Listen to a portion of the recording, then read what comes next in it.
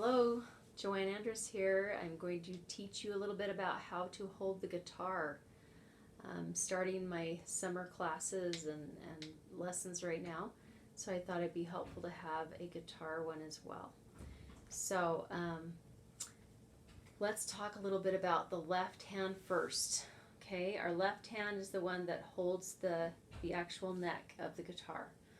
Okay, so we have our thumb placement, which unlike the violin and viola, we actually have on the back. Okay, so we put it on the back of the neck, kind of in the middle. And depending on where you are on the guitar, obviously your thumb follows your fingers. Okay, and I just realized I forgot to tell the violinists and violas their thumb and their first finger across from each other. Knew that I was forgetting something. Okay. So anyway, but yeah, it's pretty much the same for the guitar, okay? Your thumb kind of anchors your hand and helps to push the fingers down hard enough. That's one of the biggest problems I find with beginning guitarists, is they don't know how hard they actually have to place their fingers down on the fingerboard to get a good tone quality. Okay, so it's really important to have your thumb opposite your fingers so that you can really make the proper contact of the string with the fingerboard. Okay, so make sure your thumb is in a very comfortable place on the back, but pressing against your fingertips. Okay, so that's another thing. We want to make sure that we're using the fingertips. We're not going flat. There are some chords where you'll end up doing that, but not at the beginning. Okay, just get used to how to have kind of really curvy, beautiful shaped fingers. Okay, and your hand is kind of in a C shape, kind of the same with the violin and the viola. Okay, and the cello for that matter. Okay, the cello is like this. Okay, and you're opposite the second finger. On the violin, viola, the first finger is opposite your thumb. On the guitar, it's really just kind of in the middle of your hand. Wherever your hand is, that's kind of where you put that thumb. Okay? All right, so let's talk about your right hand now. The right hand, we want to make sure that we're focusing our strums and our picks over the sound hole of the guitar. We don't want to have it up here. It's not going to make as good of a sound, and we don't want it down here, because then it doesn't make as good of a sound. Because where's the sound going? It's hitting against the guitar and just bouncing off. Okay? Whereas when we play right over the sound hole, we get that nice ring because the sound waves are going right into your guitar and filling up your whole guitar. You can feel it. You can feel it kind of vibrating all the way along if you do that correctly. Okay? So make sure that you have your arm comfortably, and it's going to depend on the size of guitar, on the size of your body. I actually have a classical guitar here, which is a little bit smaller than some of the regular acoustic guitars. So, and I kind of like that because I'm kind of a petite person. I don't have super long arms or long legs or long fingers. So I like having this classical guitar. So make sure that you're comfortably getting that situated.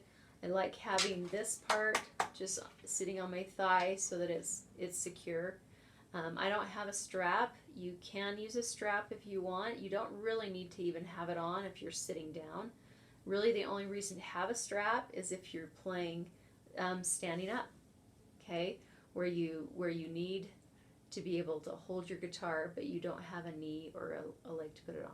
Okay, really wouldn't put on your knee, would you? That'd be clear out here. That wouldn't work. Okay, that's the other thing, is we want to make sure your guitar is straight up and down. It's not leaning. Okay, you're not kind of leaning and then looking. We don't want to do that. We want to have good posture. We want to have good placement of, again, where you're strumming. Where you're strumming is really important. It will make a big difference. Can you hear the difference? Okay, listen to it down here. Oh, that sounds really strange. Okay, so for the best tone, we want to be going over that sound hole. Okay. Now another thing about sound, we want to make sure that our instrument's in tune.